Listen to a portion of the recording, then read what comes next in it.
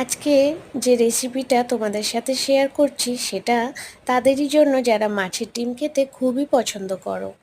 আমিও যেন খুব পছন্দ করি মাছের ডিম খেতে। বাড়িতে থাকলে মাঝের মধ্যেই মাছের ডিম এভাবেই বানিয়ে থাকি। তবে ওই যে মাছের ডিমের থেকে একটা আইসটা গন্ধ বেরোয়, সেই আইসটা গন্ধটা একদমই আমার ভালো লাগে না। তার জন্য জলের মধ্যে একটু নুন দিয়ে সেদ্ধ করে জলটা ফেলে দেই। এবার এখানে সেদ্ধ হয়ে গেছে মাছের ডিমটা, আমি ছোট ছোট পিস করে কেটে নেব। এবার এগুলো করে ভালো করে ভাজতে হবে।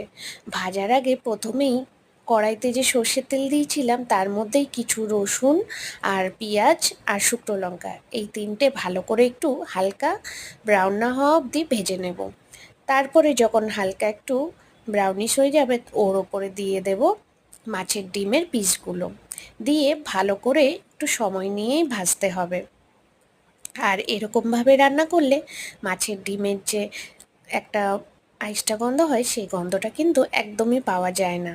অনেকে হয়তো প্রথমে বুঝতেই পারে না এই রান্নাটা দেখে যে মাছের ডিম না পনিরের ভাজা। সত্যি প্রথম প্রথম যারা হয়তো জানে না এই রেসিপিটা দেখলে হয়তো ভাববে পনির, কিন্তু না, এটা সম্পূর্ণ আলাদা। তারপরে পরিমাণ মতন নুন আর হলুদ দিয়ে দিলাম। আবারও ভালো করে যখন ভাজা হয়ে যাবে লাস্টের দিকে একটু কাঁচা লঙ্কা কুচি আর লাল লঙ্কার গুঁড়ো দিয়েই ব্যাস ঢেকে একটু রেখে তারপরে নামিয়ে নেব। দেখতে কেমন হয়েছে অবশ্যই কমেন্ট করে জানিও। আর খেতে খুবই ভালো লাগবে, সেটা তোমরা ট্রাই করলেই বুঝতে পারবে। আসি তাহলে আজকে, পরে দেখা হবে আরেকটা নতুন রেসিপির সাথে।